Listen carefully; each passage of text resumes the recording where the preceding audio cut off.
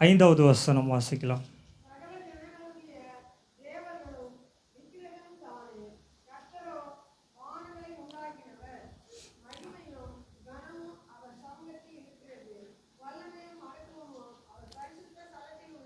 அல்லேலூயா. அவர் கிருபை என்றும் உள்ளது. இங்கே ஒரு வார்த்தை சொல்லப்படுகிறது, சகல ஜனங்களுடைய தேவர்களும் விக்கிரகங்கள் தானே. அல்லேலூயா, அல்லேலூயா, சத்தம் அல்லேலூயா. இந்த இடத்துல ஒரு வார்த்தையை இந்த சங்கீதக்காரன் அழகாக எழுதுகிறார், சகல ஜனங்களுடைய தேவர்களும் விக்கிரகங்கள் தானே. நம்ம விக்கிரக ஆராதனையிலிருந்து இல்லைன்னா தவறான காரியங்கள்லேருந்து நம்ம என்ன பண்ணோம், ஒரு வேளை பாவத்துலேயோ அக்கிரமத்துலேயோ இருந்து நம்ம வெளியே வந்தோம். ஏன் வெளியே வர காரணம்? அல்லேலூயா. ஏன் நம்ம வெளியே வர காரணம் சொல்லுங்கள் பார்க்கலாம். அவர் கிருபை என்றும் உள்ளது. அல்லேலூயா. ஏன் விக்கிரக ஆராதனையிலிருந்தும் பாவத்திலிருந்தும் ஏன் நம்ம வெளியே வர காரணம்? ஏன் அதிலேயே வாழ்ந்துருக்கலாமே, ஏன் அதிலிருந்து வெளியே வர காரணம்? இந்த வசனத்தில் சொல்லும்போது சொல்லுது, சகல ஜனங்களுடைய தேவர்களும் விக்கிரகங்கள் தானே அப்படின்ற வார்த்தையை சொல்லுது. சொல்லப்பட காரணம் ஏன்? நம்ம அதிலே இருந்திருக்கலாமே, விக்கிரக ஆராதனையிலே இருந்திருக்கலாமே, இல்லை தவறான பழக்க வழக்கங்கள்லேயே இருந்திருக்கலாமே, குடிப்பழக்கமோ இல்லை விபச்சாரமோ வேசித்தனமோ இதே பாதையில் நம்ம இருந்திருக்கலாமே. ஏன் கர்த்தரை நம்ம ஆராதிக்க வந்தோம்? ஏன் கர்த்தருடைய சமூகத்துக்கு வந்தோம்? இந்த கேள்வி எல்லாருக்குள்ள இருக்கா? அல்லேலூயா. இந்த கேள்வி இந்த சங்கீதத்தை நேற்று இரவு நேரத்தில் தியானிக்கும் போது இந்த கேள்வி எனக்குள்ளே வந்தது. ஏன் நம்ம பழைய வாழ்க்கையிலே இருந்திருக்கலாமே, இயேசுவை ஏன் ஏற்றுக்கொள்ளணும்? ஏன் இயேசு திருச்சபையில் ஏன் முழங்கால் படிட்டு ஏன் ஜெபிக்கணும்? ஏன் பழைய வாழ்க்கையிலே இருந்திருக்கலாமே, ஏன் கர்த்தரை ஆராதிக்க வந்திருக்கிறோம்? சொல்லுங்க பார்க்கலாம். ஏன் கர்த்தரை ஆராதிக்க வந்திருக்கிறோம்? கர்த்தரை ஆராதிக்கிறதுல ரொம்ப ஸ்ட்ரிக்டான காரியம்லாம் இருக்குது. அல்லேலூயா. உலகத்தின் வாழ்க்கையில் இருக்கும்போது சகஜமாக வாழலாம், நம்ம இஷ்டத்தின்படி என்ன பண்ணலாம், வாழலாம், நம்முடைய மன விருப்பத்தின்படியெல்லாம் வாழலாம். விபச்சாரம் பண்ணலாம், வேசித்தனம் பண்ணலாம், குடிக்கலாம், வெறிக்கலாம், கொலை பண்ணலாம், திருடலாம், பொய் சொல்லலாம். உலகத்தில் வாழும்போது பல ஃப்ரீடமான வாழ்க்கை இருக்குது. ஆனால் இயேசுவை ஏற்றுக்கொண்டால் நிறைய கட்டுப்பாடுகள் இருக்குது. அல்லேலூயா. சில கட்டுப்பாடுகள் இருக்குது. இங்கே ஒரு வசனம் சொல்லுகிறது, அதே அதிகாரத்தில் 9வது வசனத்தில் சொல்லும்போது, பரிசுத்த அலங்காரத்துடனே கர்த்தரை. அல்லேலூயா. இருக்கிறதுலே பெரிய ரூல்ஸு. மற்றபடி உலகத்தில் வாழ்கிறவர்கள் தங்கள் இஷ்டப்படி வாழலாம். ஆனால் கர்த்தரை ஆராதிக்கிறவர்கள் எப்படி ஆராதிக்கணுமா? அப்போ ஏன் கர்த்தரை ஆராதிக்கணும்? இங்கே நிறைய ரூல்ஸ் எல்லாம் இருக்குது. கர்த்தரை ஆராதிக்க எத்தனையோ ரூல்ஸ் இருக்குது. இங்கே முதல் ரூல்ஸு என்னென்னா, கர்த்தரை பரிசுத்த அலங்காரத்துடனே என்ன பண்ணுமா, பரிசுத்தமாய் கர்த்தரை. அப்போ பரிசுத்தமாக ஆராதிக்கணும்னா என்னென்ன காரியங்கள் நமக்குள்ளே இருக்கக்கூடாது தெரியுமா? 10 கட்டளைகள் இருக்குது. என்னை அன்றி உனக்கு வேறே தேவர்கள் உண்டாக இருக்க வேணாம், வானத்தின் கீழே பூமியின் கீழே வேறொரு சொரூபங்களாலும் வேறொரு விக்கிரகங்களாலும் வணங்கவும் நமஸ்கரிக்கவும் வேண்டாம் அப்படின்னு சொல்லி ஒரு 10 கட்டளை. அந்த கட்டளைகளெல்லாம் என்ன பண்ணணும், கடைப்பிடிக்கணும். அல்லேலூயா. உலகத்தில் வாழ்கிறது ஈஸி, ஆனால் கர்த்தருடைய சமூகத்தில் இருக்கிறது கொஞ்சம் கடினம். இந்த கடினமான பாதையில் கர்த்தரை நாம் ஏன் ஆராதிக்கிறோம் தெரியுமா? ஏன் ஆராதிக்கிறோம்? பரிசுத்தமாக ஆராதிங்கன்னு ஆண்டவர் சொல்கிறாங்க. எந்த பாவமும் பண்ணக்கூடாது, திருடக்கூடாது, பொய் சொல்லக்கூடாது, இப்படியெல்லாம் செய்யாதீங்கன்னு ஏன் கர்த்தர் நம்மளை பார்த்து சொல்ல காரணம் என்ன தெரியுமா? இதில் ஒரு வார்த்தை சொல்லப்படுகிறது. 13வது வசனம், அவர் வருகிறார், அவர் பூமியை நியாயம் தீர்க்க வருகிறார், அவர் பூலோகத்தை நீதியோடும் ஜனங்களை சத்தியத்தோடும். அல்லேலூயா, அல்லேலூயா. அவர் சீக்கிரம் வரப்போகிறார். அவர் எப்படிப்பட்டவராக வருகிறார்னா, ராஜாதி ராஜாவாக வரப்போகிறார். உலகத்தில் நடக்கிற பிரச்சனை, போராட்டம், கலக்கம், கண்ணீர் எல்லாத்தையும் பார்க்குறோம். உண்மைதான். அங்கே பிரச்சனை நடக்குது, இங்கே பிரச்சனை நடக்குது, போராட்டம் வருது, கண்ணீர் வருது, கவலை வருது. உண்மைதான். அவர் சீக்கிரம் வரப்போகிறார். அவர் ஏன் வராரு தெரியுமா? அவர் பூமியை நியாயம் விசாரிக்க வருகிறார். உண்மைதான். இங்கே பூமியில யாரெல்லாம் கர்த்தரை உண்மையாய் ஆராதிக்கிறார்களோ அவர்களை எல்லாரையும் எங்கே கூட்டு போக ஆண்டவர் ஆசைப்படுறாங்கன்னா, தம்மோடு இருக்கும்படியாய். அல்லேலூயா. இந்த காரியம் புரிகிறதா? இந்த உலகத்திலே வாழ்கிறது ஈஸி. விபச்சாரமோ வேசித்தனமோ கொலையோ கொள்ளையோ எப்படினாலும் வாழலாம். ஆனால் கர்த்தருடைய சமூகத்தில் சில ரூல்ஸ் எல்லாம் இருக்குது. அதன்படி வாழணும். அதன்படி வாழணும்னா கர்த்தர் சீக்கிரம் வரப்போகிறாங்க. அந்த சீக்கிரமாய் வருகிற தேவனோடு சேர்ந்து பரலோகத்தில் போய் அவரை ஆராதிக்கும்படியாய், அவரோடு வாசம் பண்ணும்படியாய். அல்லேலூயா. எங்கே போக நம்ம இங்கே வந்து உக்காந்துருக்கோம் தெரியுமா? பரலோகத்துக்கு போக. அல்லேலூயா. அப்போ பரலோகத்துக்கு போகிறதுக்கு சில காரியங்கள் செய்யக்கூடாதுன்னு வேதம் சொல்லுகிறது. அல்லேலூயா. இந்த சங்கீத பகுதியிலிருந்து நான் தெரிந்து கொண்ட சில காரியங்களை மட்டும் பவுல் அப்போஸ்தலன் இப்படி அழகாய் சொல்லுகிற காரியத்தை மட்டும் உங்களுக்கு தெளிவாய் சொல்லி நான் கடந்து போகிறேன். அவர் கிருபை என்றும் உள்ளது. அல்லேலூயா. அல்லேலூயா. இப்படி நிறைய பிரசங்கியாளர்கள் இப்படி பிரசங்கிக்க ஆரம்பித்து விட்டார்கள். நம்ம இந்திய தேசத்துலேயும் சரி, வெளிநாடுகள்லையும் சொல்ல ஆரம்பிச்சிட்டாங்க. என்ன பாவம் செய்தாலும் சரி, உன் வாழ்க்கையின்படியே வாழ்ந்துக்கோ, இயேசுன்னு கூப்பிட்டா மட்டும் போது இயேசு என்ன பண்ணுவாங்க? காப்பாற்றிடுவாங்க. இப்படிப்பட்ட உபதேசங்கள் வருகிறது. வாலிப பிள்ளைகள் தெளிவாக கவனித்துக் கொள்ளுங்கள். எல்லாருமே சோஷியல் மீடியா யூஸ் பண்ணுறோம், எல்லாருமே வாட்ஸ்அப் யூஸ் பண்ணுறோம், எல்லாருமே ஃபேஸ்புக் யூஸ் பண்ணுறோம், எல்லாருமே இன்ஸ்டாகிராம் யூஸ் பண்ணுறோம். வசனங்களை தெளிவாய் புரிந்து கொள்ளுங்கள். வார்த்தை விளையாட்டு இந்த கிறிஸ்துவத்தில் அதிகமாகிருச்சு. என்ன விளையாட்டு? வார்த்தை விளையாட்டு. என்ன விளையாட்டா? அல்லேலூயா. அல்லேலூயா. அரசியலில் தான் வார்த்தை விளையாட்டு நிறைய பேர் விளையாடுவாங்க. மறைந்து போன கலைஞர் வந்து வார்த்தையில் என்ன பண்ணுவார்? வார்த்தையில் விளையாடுவாங்க. அண்ணா வார்த்தையில் என்ன பண்ணுவாங்க? அவங்க பேசுகிற வார்த்தை விளையாடும். அந்த மாதிரி வார்த்தை விளையாட்டு இப்போ கிறிஸ்துவத்தில் அதிகமாகிடுச்சு. அல்லேலூயா. இந்த ஒரு வாரத்தில் சில நீங்கள் பார்த்துருப்பீங்களான்னு தெரில, முன்னாடி தாடி கிடியெல்லாம் வச்சுட்டு ஒருத்தர் பிரசங்கம் பண்ணின்னு இருந்தார் மலேசியாவில். இப்போ பார்த்தா மலேசியாவை சிங்கப்பூரான்னு தெரியாது. இப்போ சர்ச்சில் இப்போ நான் எப்படி இருக்கிறேன்னா, இப்போ கொஞ்ச நாளாக சாக்ஸ் போட்டு என்ன பண்ணுறேன், ஃபேண்ட்டு ஃபுல்லாக தானே போட்டிருக்கேன். நான் பார்க்குறீங்களா? நான் ஃபுல்லாக தானே ஃபேண்ட்டு போட்டிருக்கேன், ஷர்ட்டு ஃபுல்லாக தானே இருக்குது.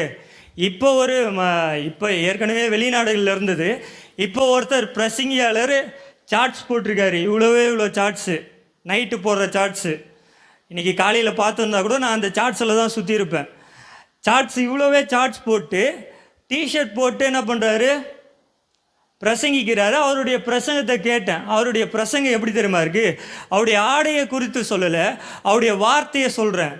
ஜனங்கள் நம்ம வெளியாகவும் பார்க்குறாங்க, உள்ளேருந்து வர வார்த்தையும் பார்க்குறாங்க. தெளிவாக கவனித்து கொள்ளுங்கள். இந்த உலகத்தில் எப்படியும் வாழலாம் அப்படின்ற வார்த்தையை குறித்து பிரசங்கிக்கிறாங்க. சுயமாய் நம்முடைய சுய சிந்தையை நம்மளே மாற்றக்கூடாது, நம்ம பாவத்தை நம்மளே மாற்றக்கூடாது, கர்த்தர் தான் மாற்றணும்னு பிரசங்கிக்கிறாங்க. எப்படி மாற்றணுமா? நம்ம செய்கிற பாவத்தை நம்ம மாற்றக்கூடாதான். யார் தான் மாற்றணுமா? நான் விபச்சாரம் பண்ணினே இருப்பேன், கர்த்தர் என் விபச்சாரத்துலேருந்து என்னை வெளியே கொண்டு வரணும். நான் ஒரு வேளை திருடிட்டே இருக்கேன்னா என் திருட்டுலேருந்து கர்த்தர் தான் வெளியே கொண்டு வரணுமா? ஆனால் நான் அந்த பாவத்தை செஞ்சிட்டே தான் இருப்பேன், கர்த்தர் மாற்றினா தான் அந்த பாவத்திலேருந்து நான் வெளியே வரணும்னு ஒரு உபதேசியாளர் இப்போ பிரசங்கிக்கிறார். இது சரியா தவறா? எப்படி தவறுன்னு சொல்ல? இயேசு தானே நம்மளை மனம் மாற்றணும், இயேசு தானே நம்முடைய மனதை மாற்றணும். நான் செய்கிற பாவத்தையே செஞ்சிட்ருக்கேன், இயேசு தானே மாற்றணும். இந்த கேள்வி வாலிப பிள்ளைகளுக்கு கண்டிப்பாக வரும். மனம் திரும்புங்கள், பரலோக ராஜ்யம் சமீபமாய் இருக்கிறது. நான் மனம் திருப்புவேன் அப்படின்னு கர்த்தர் சொல்லலை. வசனம் என்ன சொல்லுகிறது? ஆனால் பிரசங்கியாளர் எப்படி தெரியுமா சொல்கிறாரு? நீங்கள் செய்கிற பாவத்திலே செய்துட்டுருங்க, கர்த்தர் என்ன பண்ணுவாங்க? உங்கள் பாவத்திலேருந்து வெளியே கொண்டு வருவாங்க. பிள்ளைகளே தெளிவாக கவனிக்கணும். வாலிப பிள்ளைகள் தெளிவாக கவனிக்கணும்.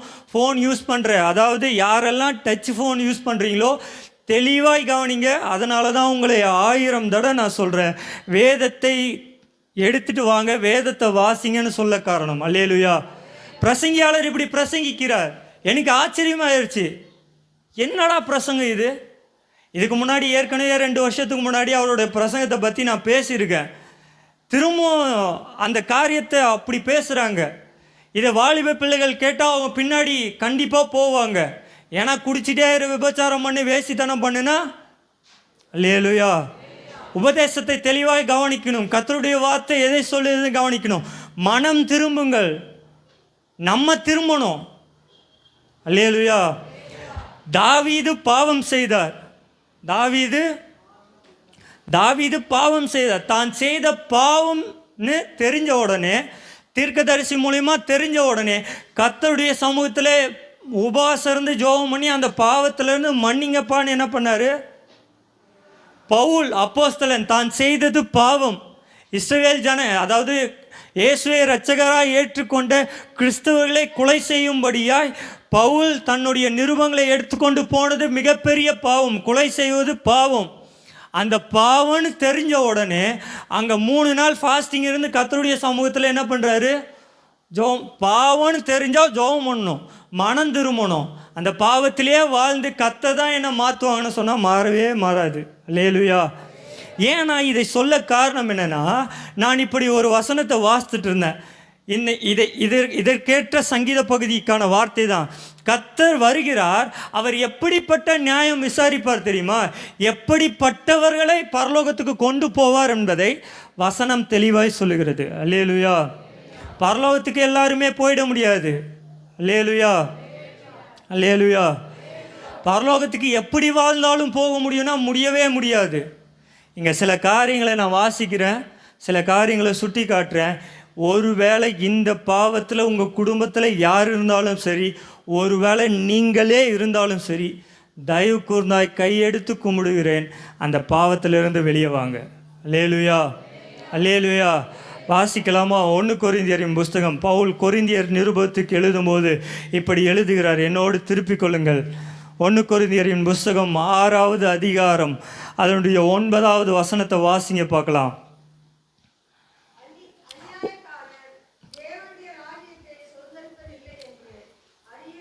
ஒரே நிமிஷம், பேஜ் நம்பர் சொல்லுங்க பார்க்கலாம்.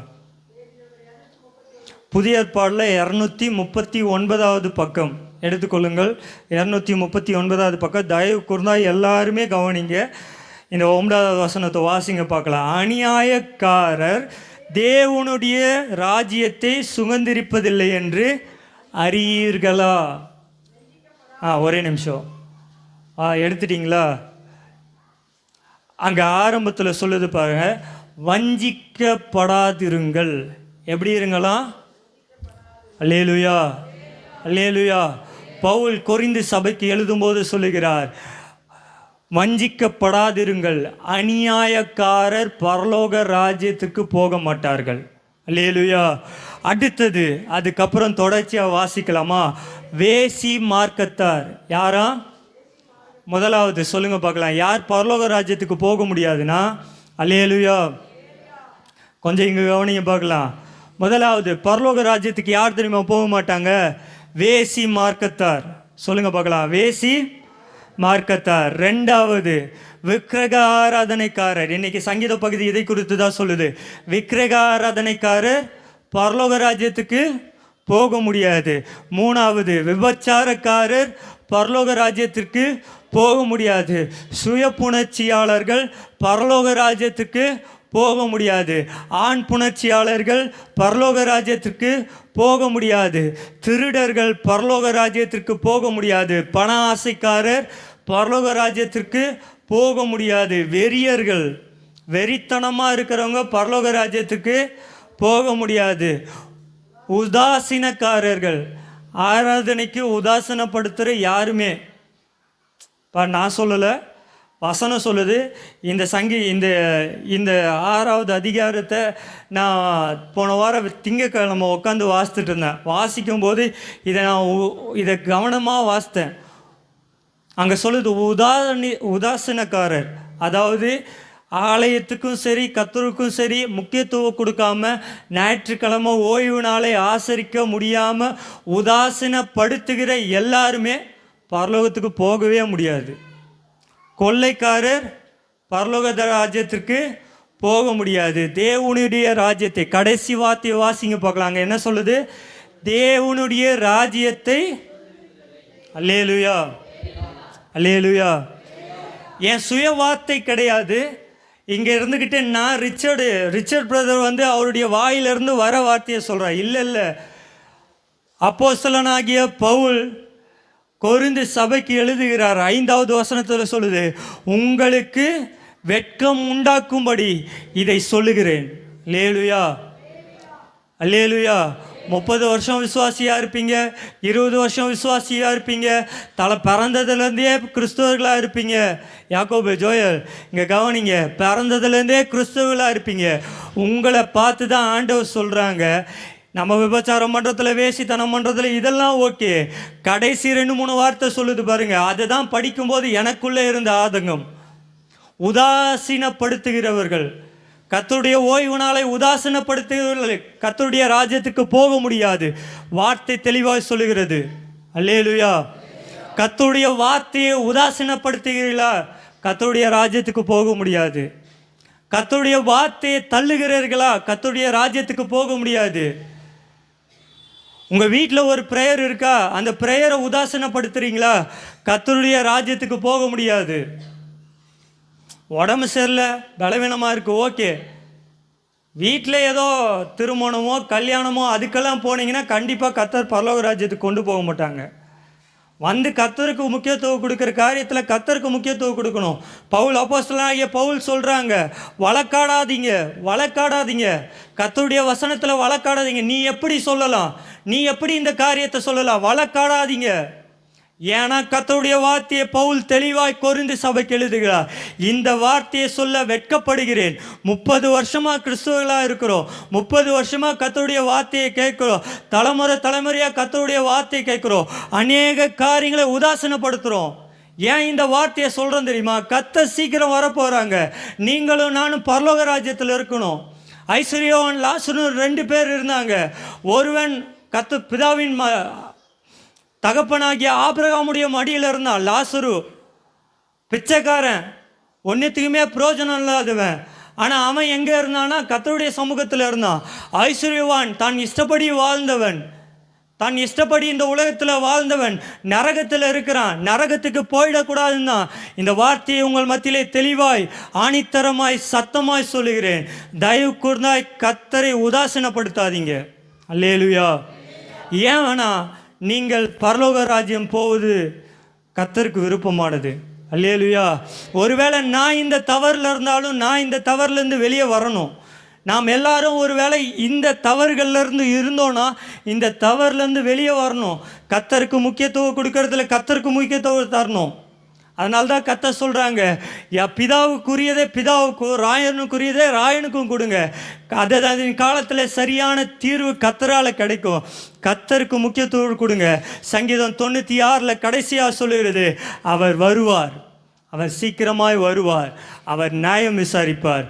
உங்களையும் என்னையும் நியாயம் விசாரிக்க ஒருவர் வருவார். நீங்கள் இந்த பாவத்தில் இருக்கீங்க, அந்த அக்கிரமத்தில் இருக்கீங்கன்னு அவர் நியாயம் விசாரிப்பார். விசாரிக்கும் போது தயவு கூர்ந்தாய் நரகத்துக்கு போயிடாதீங்க, பரலோக ராஜ்யத்துக்கு ஆயத்தமாக இருங்க. கர்த்தர் இந்த வார்த்தைகளை ஆசீர்வதிப்பாங்க. அல்லேலூயா.